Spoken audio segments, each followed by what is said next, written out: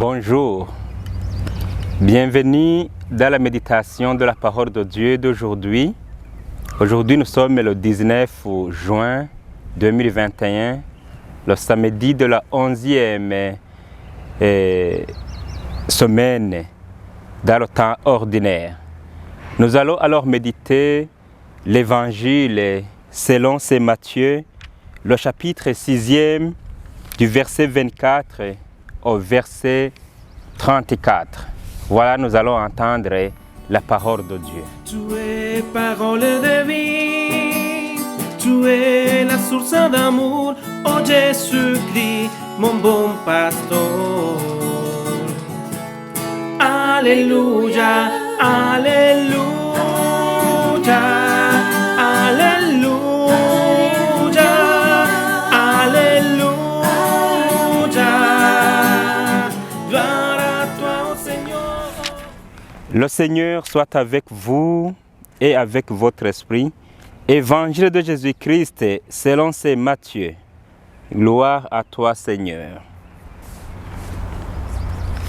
En ce temps-là, Jésus disait à ses disciples, « Nul ne peut servir deux maîtres, ou bien il haïra l'un et aimera l'autre, ou bien il s'attachera à l'un et méprisera l'autre.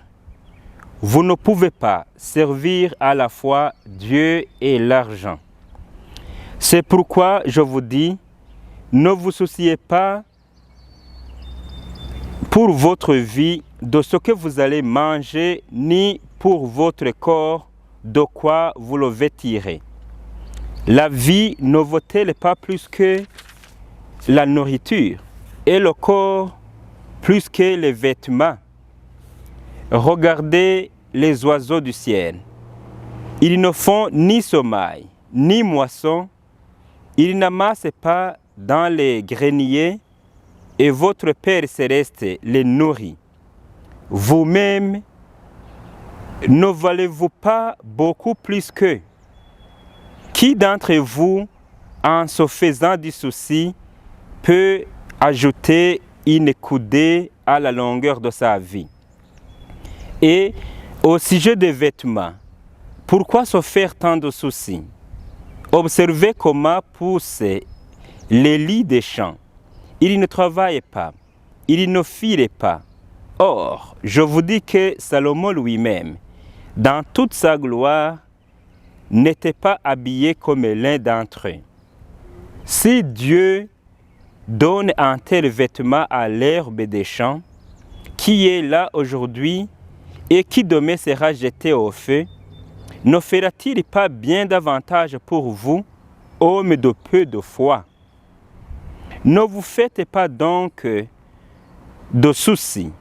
Ne dites pas quand allons-nous manger, ou bien quand allons-nous boire, ou encore avec quoi nous habiller.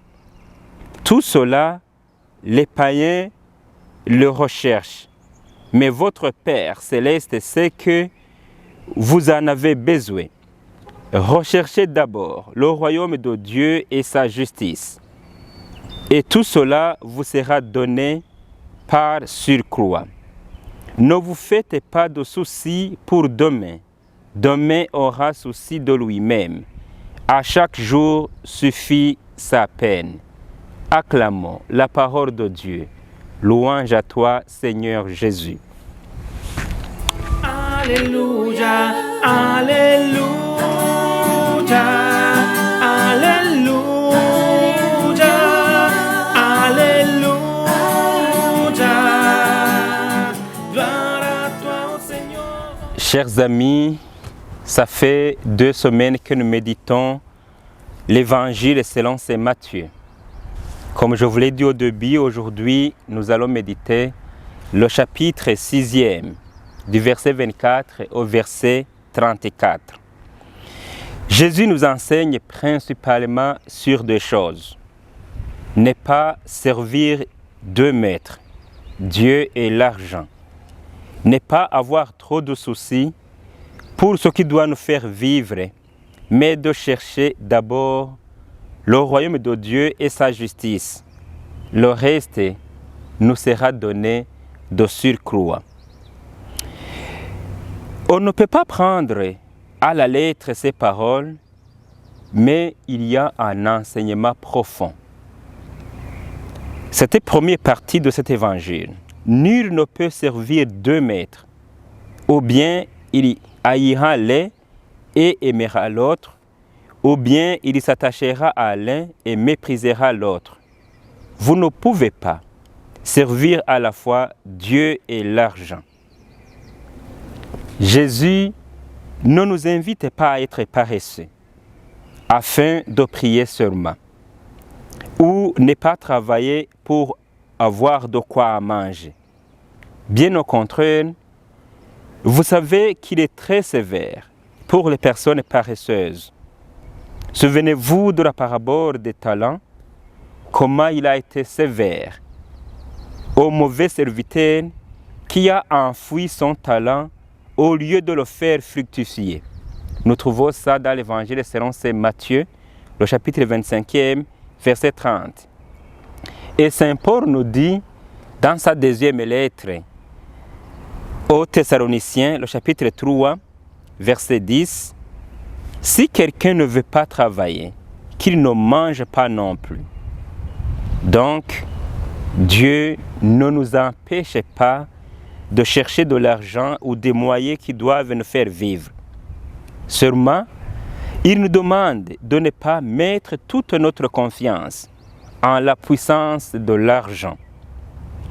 Il y a ceux qui utilisent tous les moyens pour en avoir, même les moyens illicites. Par ailleurs, l'argent ne donne pas la vraie joie ou le vrai bonheur.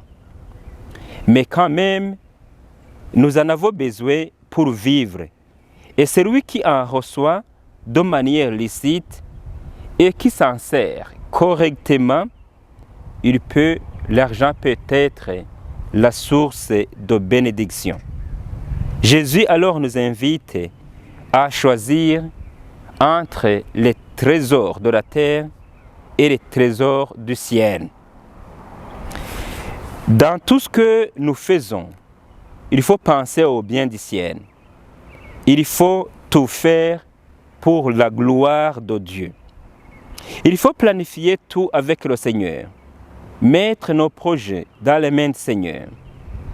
Notre Dieu, il est le Tout-Puissant. C'est lui qui se confie à lui. Le Seigneur le fait vivre. C'est Dieu qui donne la vie. C'est Dieu qui donne la santé. C'est notre Dieu qui donne l'intelligence. C'est notre Dieu qui donne la sagesse. C'est notre Dieu qui donne tous les dons. Pourquoi alors nous cherchons à vivre en mettant de côté celui qui est la source de tout bien? La vie sans Dieu est comme une fleur qui brille aujourd'hui et demain sera fanée. Si Dieu fait vivre les oiseaux du ciel, qui ne font pas ni sommeil, ni moisson, peut-il laisser faire vivre l'homme qu'il a créé en son image et en son amour? Jésus nous invite à ne pas nous tourmenter dans notre vie. Il nous invite à chercher le royaume de Dieu et la justice. Le reste nous sera donné de surcroît. Faisons confiance en lui. Travaillons dans le calme et dans la justice.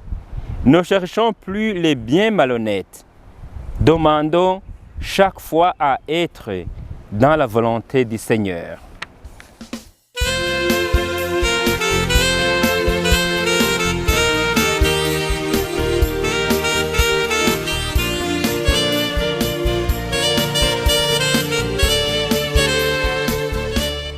Seigneur Jésus, merci à cette parole que tu nous donnes aujourd'hui. Tu nous demandes de ne pas servir deux maîtres. Le maître qu'il faut servir, c'est toi.